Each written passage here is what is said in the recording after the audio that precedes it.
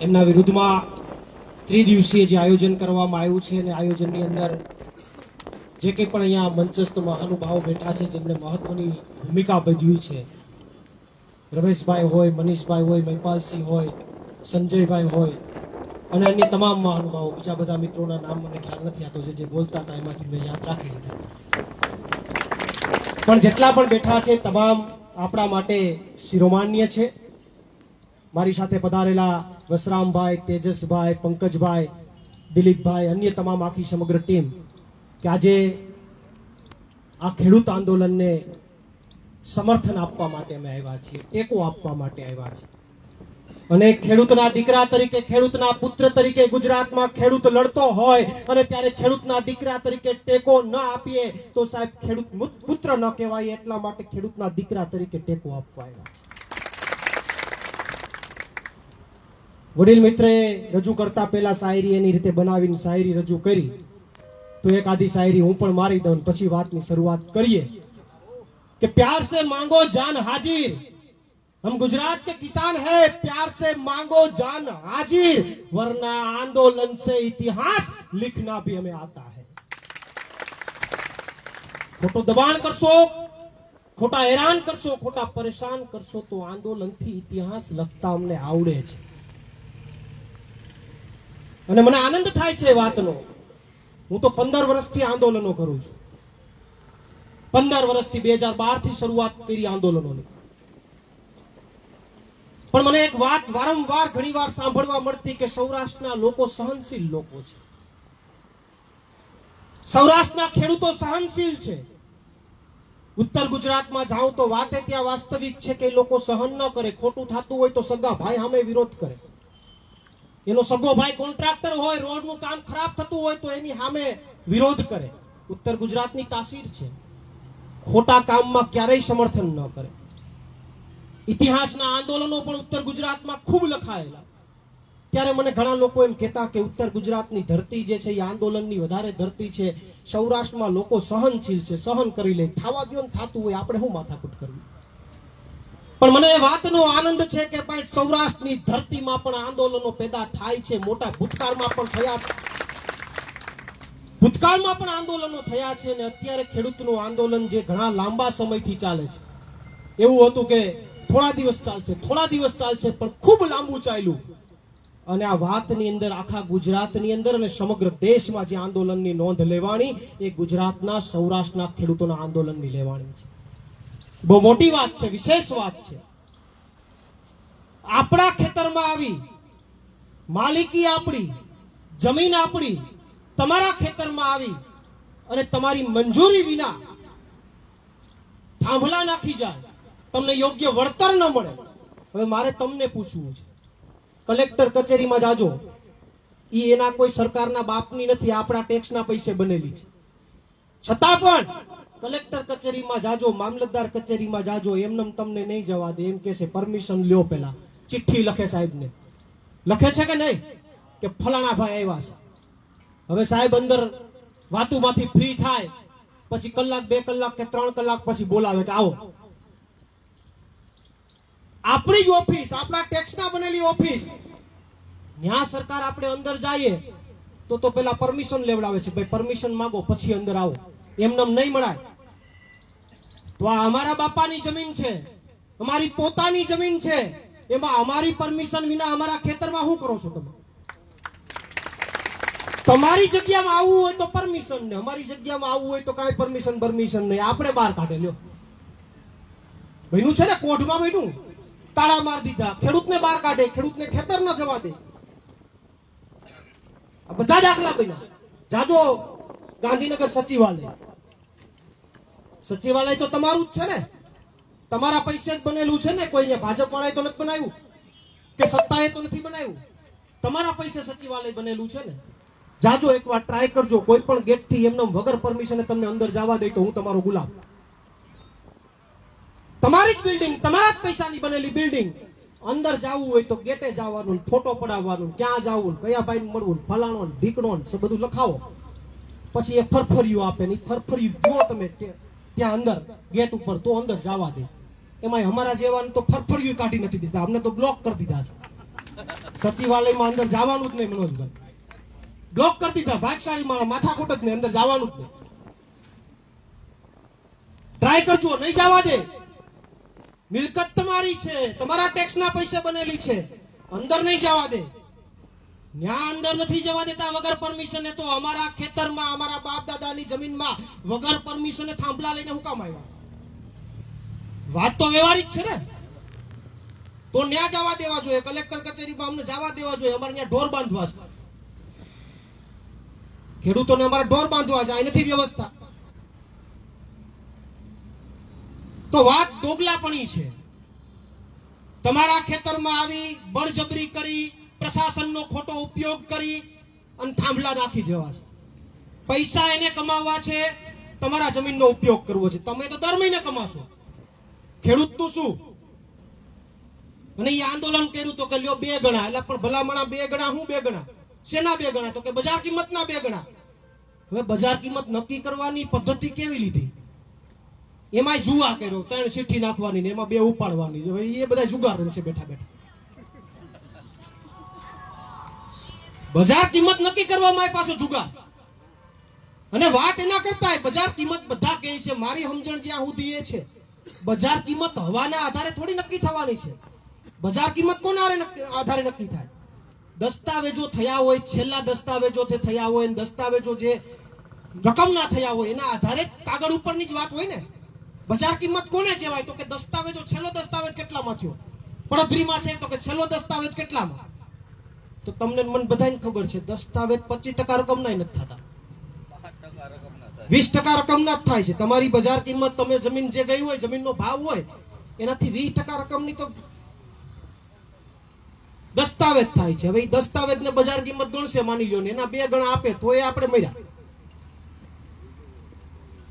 તો એક જમીનની કિંમત કરતા અડધા, અને એના કરતા વિશેષ એકવાર થાંભલો આવી ગયો, પોલ આવી ગયો, પછી તમારી સાર્વત્રિક જમીનના ભાવ ઘટશે. એનું શું? કાલે સવારે કોઈ પણ એમાં ફોલ્ટ આવ્યો, વાયર પડ્યો અને ખેતરમાં કામ કરતો કોઈ મજૂર કે આપણા પરિવારનો કોઈ સભ્યને કોઈ હાનિ થઈ તો એના માટે શું? ઈ ક્યાં લેવા જવાના આપણે? તો સમસ્યાઓ તો અનેક છે. એટલા માટે તો ખેડૂત માંગતો તો 4 ગણા આપો. ખબર હતી 4 ગણા માગશું તો એ માન બજાર ભાવે પૂછશું. તો કે 2 ગણા. આપણને એમ થાય કે ઓહો બમણું થઈ ગયું, મેળ આવી ગયો. લ્યો, મેળ નથી આવ્યો, મરી ગયા. હા, એ તો ઈ જ કરે ને કે જબરજસ્ત યોજના. મેળ નથી આવી ગયો, મરી ગયા છે. એટલે આ વાત જે કંઈ પણ સરકાર અત્યારે કરે છે, અને હું એક વાતને આપ સૌને ધન્યવાદ આપું, એ વાતનો મને ઉત્સાહ છે કે કોઢથી શરૂ થયેલી વાત, એ પછી આંદોલન મોરબી, જેતપર, અહીંયા તમે 3 દિવસના આંદોલન, મને એવું લાગે છે કે ગુજરાતનો ખેડૂત જાગી તો ગયો છે. પણ મારે આપને એક અપીલ કરવી છે, બહુ મહત્વની વાત કરું છું કે માત્ર જાગી જવાથી નિરાકરણ નથી. જ્યારે તમારે કોઈ પાસે કોઈ વસ્તુ લેવી હોય ને, તો એને જે ભાષા સમજાતી હોય ને એ ભાષામાં વાત કરવી પડે. એને ગુજરાતી નો સમજાતી હોય ને આપણે ગુજરાતીમાં બોલીએ તો ભેગું ન થાય, સમય બગડે. એને હિન્દી સમજાતી હોય તો હિન્દીમાં વાત કરવી પડે. સ્વાભાવિક વાત છે ને. સત્તા ઉપર બેઠેલા લોકો રાજકીય લોકો છે. સત્તા ઉપર બેઠેલા લોકો રાજનીતિના માણસો છે. એની ભાષા છે મતની ભાષા. એની ભાષા આ રાજનીતિના શબ્દ નથી, યાદ રાખજો. પ્રશ્નનું નિરાકરણ કરવું હોય તો ચાવી છે. એની ભાષા છે મતની ભાષા. જ્યારે તમે તમારો જવાબ મતની ભાષામાં આપતા શીખશો ને ત્યારે નિરાકરણ થાય, બાકી નિરાકરણ નહીં થાય. મેં ઘણા બધા આંદોલનો કર્યા, બિન રાજકીય આંદોલનો કર્યા, ઘણું બધું કર્યું, પણ જ્યારે મતની ભાષામાં વાત ન કરીએ, જ્યારે રાજકીય ચેલેન્જ ન ફેંકીએ, ત્યારે એને એમ થાય કરવા દો ને આંદોલન, ચૂંટણી આવશે, મત તો અમને જ દે, માથાકૂટ કરવા દો, ભલે કરતા, આપણે ક્યાં રૂપિયા દેવા, એમ તો ઈ જ છે ને. આપણે એમ કહીએ આથી કે ભાઈ નહીં, રાજકારણ નહીં, રાજનીતિ નહીં, તો એને તો એમ જ છે કે હારું હારું લ્યો, આપણને કઈ નુકસાન નથી. એને મતનું નુકસાન, આ બહુ સમજવા જેવી વાત છે. રાજનીતિની આ સ્ટેજ ઉપર આવીને વાત કરવા નથી માંગતો. એને ભાષા સમજાય છે મતની, તો જવાબ મતમાં જ હોવો જોઈએ. જવાબ એની સામે એ જ હોવો જોઈએ કે જો આ નહીં થાય તો નુકસાની ભોગવવાની તૈયારી રાખજો રાખજો ને રાખજો. અને એ છેલ્લે સુધી નક્કી કરવું પડે, બાકી પછી એમાં ચેન્જીસ થાય તો અમને તો કઈ વાંધો નથી. અમે તો લડવા, અમારા નસીબમાં તો આંદોલન જ લખા છે. પણ વાત ઈ છે કે એને સંતોષ થઈ જાય કે ભાઈ આમાં ગમે એટલા આંદોલન થાય તો પ્રજા અમારાથી વિરુદ્ધમાં જાતી નથી, વિરુદ્ધમાં નથી જાતી. તો કાયમી માટે યાદ રાખજો, તમારા ભેગો કોઈ માણસ ફરતો હોય ને એના કરતા તમારી સામેનો હોય ને એને તો સમજાવવા માટે સમય વધારે બગાડો કે નહીં? તમારા ભેગા હોય એની તમને ચિંતા ન હોય, પણ તમારી વિરુદ્ધમાં કોઈ બેઠો હોય, તમારી સામે કોઈ હોય, એને સમજાવવા માટે તમે સમય વધારે બગાડશો.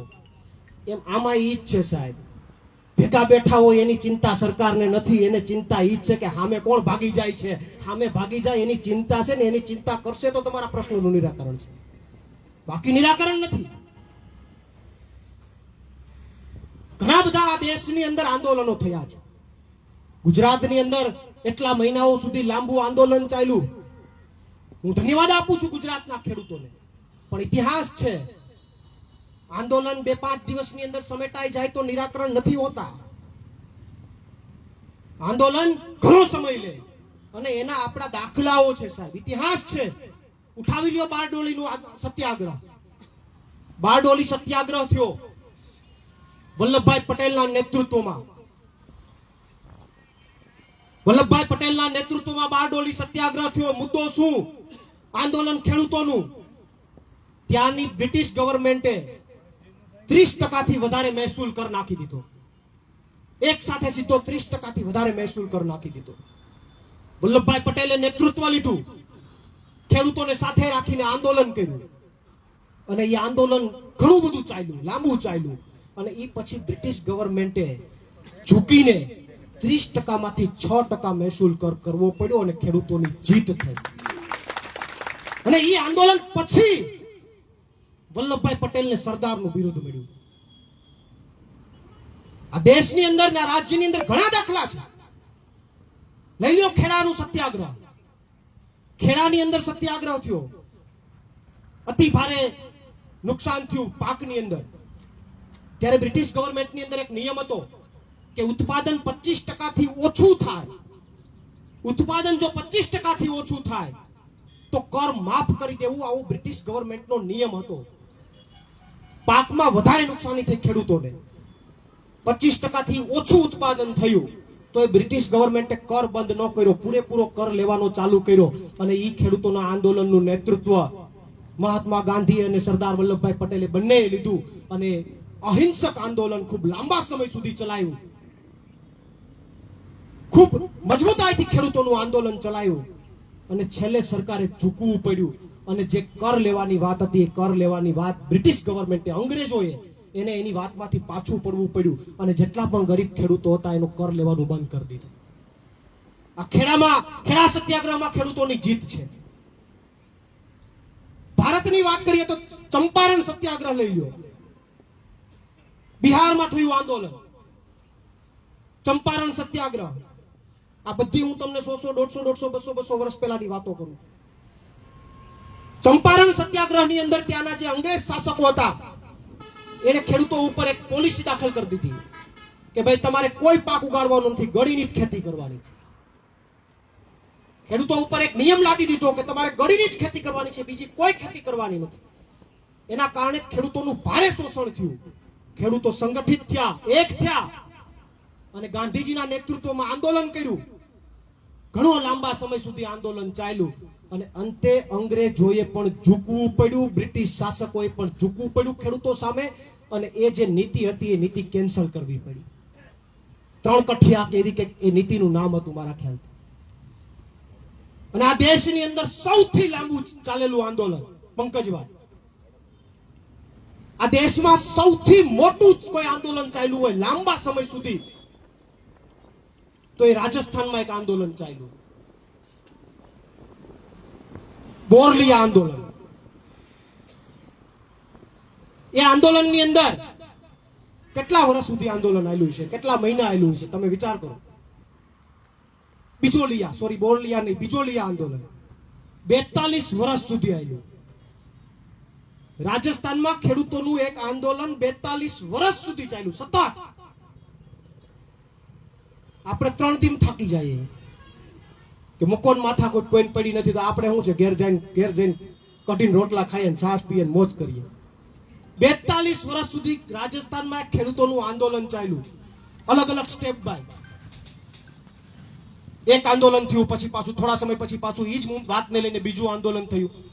એમાં ખેડૂતોનો પ્રશ્ન એ હતો કે જાગીરદારોએ 84 પ્રકારના કર નાખી દીધા હતા ખેડૂતો ઉપર, અને એ આંદોલનની સામે ખેડૂતોએ 42 વર્ષ સુધી આંદોલન કર્યું. 42 વર્ષ પછી એને સફળતા મળી અને બધા કર નાબૂદ થયા. વિચાર કરો સાહેબ, એ ખેડૂતોની હિંમતને દાદ દેવી પડે કે 42 વર્ષ સુધી એકને એક વાત પકડી રાખી. એક પેઢી હોઈ જાય, 4 દાયકા હોઈ જાય, 42 વર્ષ સુધી એક વાત પકડી રાખવી બહુ અઘરી વાત છે. અહીં તો આપણે સવારે એક વાત કરતા હોય, સાંજે બદલી ગયા હોય.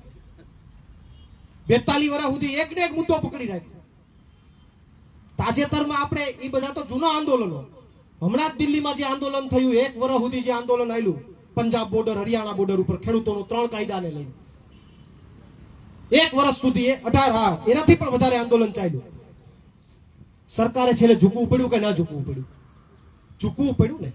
કહેવાનો મારો મતલબ એ છે કે જો તમે સંગઠિત થાવ, મજબૂત થાવ, એક બનીને રહ્યો અને સતત એક વાતમાં આંદોલન કરતા રહ્યો તો સરકાર ગમે એ હોય, બ્રિટિશ હોય કે ભાજપની સરકાર હોય, ઝૂકવું પડે ને ઝૂકવું પડે. પણ મહત્વની વાત એ છે કે ખેડૂતની એકતા એક રહેવી જોઈએ. તમે અહીંયા 3 દિવસના પ્રતિક ઉપવાસ ઉપર બેઠા છો. મેં 2016માં ગીરમાં ખેડૂતો માટે ઇકોઝોનનું આંદોલન કરેલું. ઇકોઝોન ગીરના બોર્ડરની આસપાસ આવતો એક એવો ઝોન, બફર ઝોન, કે જે ખેડૂતોને મારી નાખે, ખેડૂતોની જમીન ઝીરો કરી નાખે, એની વેલ્યુ ઝીરો કરી નાખે. જેમ અત્યારે તમારી વેલ્યુ થાય એમ જો ઇકોઝોન આવે તો ખેડૂતની જમીનની વેલ્યુ ઝીરો થઈ જાય. એવો એક કાળો કાયદો સરકારે લાગુ કર્યો 2016માં. મેં સતત 2 વર્ષ સુધી આંદોલન ચલાવ્યું ઇકોઝોનનું. 2 વર્ષ સુધી તો આંદોલન ચલાવ્યું, પણ હું એ આંદોલનની અંદર, તમે અહીંયા જેમ 3 દિવસના ઉપવાસ ઉપર બેઠા એમ હું એ આંદોલનની અંદર આ રીતે તંબુ તાણી અને 43 દિવસ સુધી પ્રતિક ઉપવાસ, અહીંયા તમે જે પ્રતિક ઉપવાસ કરો છો એમ 43 દિવસ સુધી પ્રતિક ઉપવાસ અને 14 દિવસ સુધી આમરણ, 14 દિવસ સુધી તમામ અન્ન છોડી દીધું અને પછી સરકારને ક્યાંક ને ક્યાંક ઝૂકવું પડ્યું. એટલે 43 2 મહિના સુધી એક ને એક જગ્યા ઉપર બેઠો રહ્યો, 43 દિવસ સુધી પ્રતિક કર્યા અને 14 દિવસ સુધી અન્નનો ત્યાગ કરી દીધો. ત્યારે સરકારે ઝૂકવું પડ્યું. બાકી માની લો કે ખાલી આવેદન પત્ર આપીને આવી ગયો હોત તો સરકાર ઝૂકે જ નહીં. હમણાં જ હળદરના આંદોલનની અંદર એની પહેલા મેં ખેડના ખેડૂતોનું આંદોલન કર્યું. 14 દિવસ સુધી પદયાત્રા કરી, ખેડૂતોની વચ્ચે ગયો, ખેડૂતો સાથે ચર્ચા કરી. તો સરકારે 1500 કરોડની જાહેરાતો કરી, એને વહીવટી મંજૂરીઓ આપી. એ પછી હળદરના આંદોલનની અંદર, કડદાકાંડની અંદર ગયા તો સાહેબ અમને બધાને જેલમાં નાખી દીધા. અમને જેલમાં નાખ્યા એનો તો અમને અફસોસ નહોતો. અમારા ભેગા 80 થી 82 જેટલા લોકોને જેલમાં નાખ્યા. એમાંથી એક દાદા ભરવાડ સમાજના હતા, લગભગ 75 વર્ષ એમની ઉંમર હતી, એને બ્લડ કેન્સર હતું, એને પણ ન છોડ્યા, એને જેલમાં નાખી દીધા. અમે 108 દિવસ સુધી જેલ ભોગવીને આવ્યા. અને એ તમારા જિલ્લાની, રાજકોટ જ લાગે ને તમારે, એ તમારા જિલ્લાની બહુ સારી જેલ, કાંઈ ઘટે નહીં એવી જેલ, પોપટપરા. 108 દિવસ, પોણા 4 મહિના જેલનો અનુભવ જેને હશે એને ખબર હશે. આખા ગુજરાતમાં તમારે તો ગૌરવ લેવું જોઈએ. આખા ગુજરાતમાં સૌથી કડકમાં કડક કોઈ જેલ હોય તો એ રાજકોટની પોપટપરા. એટલે આ ગુનો કરતા નહીં ભૂલતી, સૌથી અઘરામાં અઘરી છે. ઈ કાપીને આવ્યા. 4 કોટડી વચ્ચે એટલા દિવસો બહારની દુનિયા જ ન જોય. બહારની શું દુનિયા છે એ વસ્તુ કાંઈ ખબર ન પડે. પરિવારથી અલગ, પ્રસંગથી અલગ. મારો 1 વર્ષનો દીકરાનો પહેલો જન્મદિવસ હતો ને હું અંદર હતો.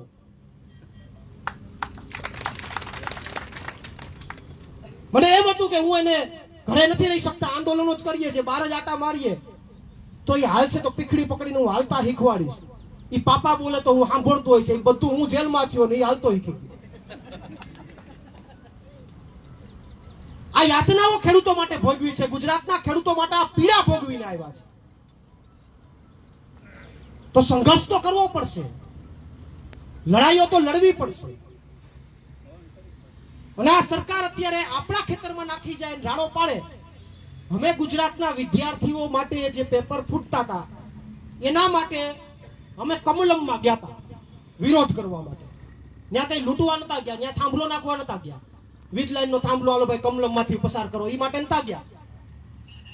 અમે ગુજરાતના વિદ્યાર્થીઓના પેપર ફૂટ્યા તો કમલમમાં ગયા વિરોધ કરવા માટે. અમે કમલમમાં પગ મૂક્યો અંદર તો અમારી ઉપર 307 લગાડી, સોરી 307 ને બીજી કલમો લગાડી, ઘણી બધી કલમ લગાડી દીધી. ઈસુદાનભાઈ ઉપર છેડતીની માર દીધી, અલગ અલગ કેટલી બધી કલમો લગાડી. અને અમને કારણ શું બતાવ્યું ખબર? તમે કે આ પ્રાઇવેટ પ્રોપર્ટી છે, એમાં તમારાથી અંદર ન અવાય. કમલમ છે પ્રાઇવેટ પ્રોપર્ટી છે, એમાં તમારાથી અંદર ન અવાય. તમારે આંદોલન કરવું હોય તો કમલમની બહાર તમે કરી શકો, એમાં કોઈ વાંધો નતો. તમારો ગુનો એ કે તમે અંદર ખાલી આવી ગયા. હવે અમારી જમીનમાં અમારી પરમિશન વગર થાંભલા નાખી જાવ છો, એમાં તમને ગુનો નથી દેખાતો. અને અમે કમલમમાં ગુજરાતના વિદ્યાર્થીઓ માટે અવાજ ઉઠાવીએ તમને ગુનો દેખાય છે. ગુજરાતના લોકોએ સમજવા જેવી વાત છે. અને ઈએ ક્યાં કોઈ અહીંયા પરસેવાની કમાણી ઊભું કર્યું છે? ઈએ કોકના ખિસ્સા લૂંટીને જ ભેગું કર્યું છે. હા, કંપની એટલે તો આ થાંભલાની માથાકૂટ છે. કંપની વાળા કમલમ બનાવે એટલે.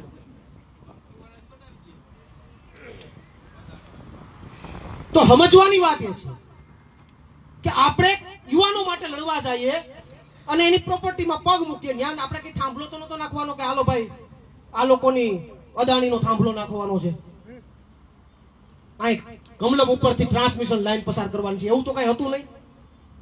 પગ મૂક્યો તો કે પ્રાઇવેટ પ્રોપર્ટીમાં અવાય નહીં. તો આય તમે અમારી પ્રાઇવેટ પ્રોપર્ટીમાં ધાડા ધાડા કરી જાવ છો, એનું હું? એ અમારી પ્રાઇવેટ પ્રોપર્ટી છે, અમારું ખેતર છે, અમારી પ્રાઇવેટ પ્રોપર્ટી છે. અને એક વાત ક્લિયર છે, તમારી પ્રાઇવેટ પ્રોપર્ટીની અંદર, તમારી માલિકીની અંદર કોઈ પણ મંજૂરી વિના કોઈ પણ ગમે એવડો મોટો માણસ હોય કે ગમે એને ગમે એવી તાકાત હોય, કોઈ એમાં પગ ન મૂકી શકે તમારી મંજૂરી વગર. પણ તમારી પહેલા તો તાકાત હોવી જોઈએ સામે લડવા. મુકાતી જ નથી. તમે એની પર ગમે કેસ કરી શકો. તો મહત્વની મારી વાત આપ સૌને છે કે આપ સૌ અત્યારે ભેગા થયા છો, એક અવાજ ઉઠાવવા માટે ભેગા થયા. આ ટ્રાન્સમિશન લાઈન આવે છે તો મને એવું લાગે કે ઘણી બધી ટ્રાન્સમિશન લાઈન તમારા વિસ્તારમાંથી પસાર થવાની છે. કરોડિયાના ઝાડા જેવું થઈ જવાનું છે.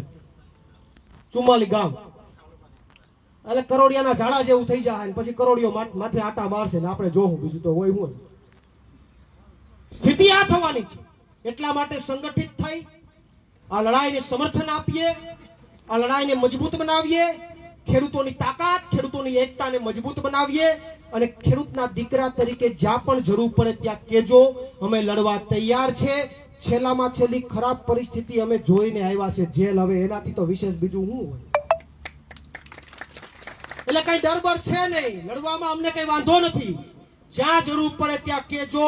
તમે એમ કહેશો કે બિન રાજકીય લડાઈ લડવી છે, ખંભેથી જે કઈ ખેસ હશે એ ઉતારીને તમારા માટે લડાઈ લડશું. તમને એમ લાગે કે હવે આ ભાષા સમજે એમ નથી બિન રાજકીયની, આને રાજકીય જવાબ દેવો છે, કેદી પણ કેજો.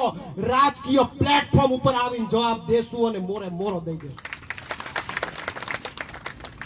પણ એટલી વાત યાદ રાખજો, સામે વાળો વ્યક્તિ જે ભાષા સમજે છે એ ભાષામાં જવાબ દેશો તો જ પરિણામ આવશે. બાકી સમય બગડશે, વ્યર્થ જાય બધું.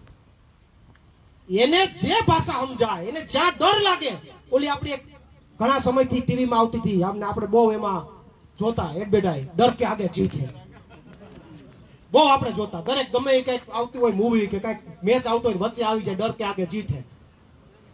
કોલ્ડ ડ્રિંક્સ પીને આવી જાય, હા ડીવું, ડર કે આગે જીત હે. તો જીતવું હોય તો પેલા ડર પેદા કરવો પડશે. સત્તાધીશોનો સામે ડર પેદા કરવો પડશે, એને મતનો ડર પેદા કરવો પડશે. એને તમારાથી ડર લાગ્યો તો જીત છે, બાકી જીત નથી. એ વાત સાર્થક થાય છે. એટલે વિશેષમાં બીજી કોઈ વાત ન કરતા અહીંયા જે કંઈ પણ મહાનુભાવો છે જેમણે પણ 3 દિવસનું આયોજન કર્યું છે, હારું નસીબે કેવા આપણે 3 દિવસીય કંઈક ધાર્મિક પ્રોગ્રામ કરતા હોય, 3 દિવસીય બ્લડ ડોનેશન કેમ્પ કરતા હોય, ને ઈ બધું છોડીને 3 દિવસીય આ ચાલુ કરવું પડ્યું છે. ક્યાં લગાડ્યા આ લોકોએ આપણને? બાકી 3 દિવસનું કંઈક ધાર્મિક આયોજન હોય તો આપણે કહેતા હોય ભાઈ 3 દિવસીય ધાર્મિક આયોજન. આ 3 દિવસીય ઉપવાસમાં. તો અહીંયા જેટલા પણ લોકો છે બધાને હું અભિનંદન આપું છું. કોઢ ગામના ખેડૂતો હોય, મોરબી જેતપર ગામના ખેડૂતો હોય અને ગુજરાતના તમામ ખેડૂતોને હું નોંધ લઉં છું અને એક ખેડૂતના દીકરા તરીકે એમની કામગીરીને બિરદાવું છું, એમના આંદોલનને બિરદાવું છું. ગુજરાતના ખેડૂતને જ્યાં પણ જરૂર પડે, જે કોઈ પણ લેવલે જરૂર પડે એ લેવલે પ્રવીણ રામને યાદ કરજો. પ્રવીણ રામ એના માટે લડવા માટે તત્પર છે અને કદાચ આ સરકાર સામે લડતા લડતા પ્રાણ આપી દેવા પડે, પાડિયા થઈ જવું પડે, તોય પ્રવીણ રામ તૈયાર છે. એટલી જ વાત સાથે મારી વાણીને વિરામ આપું છું. આભાર. બોલો ભારત માતા કી જય. જવાન.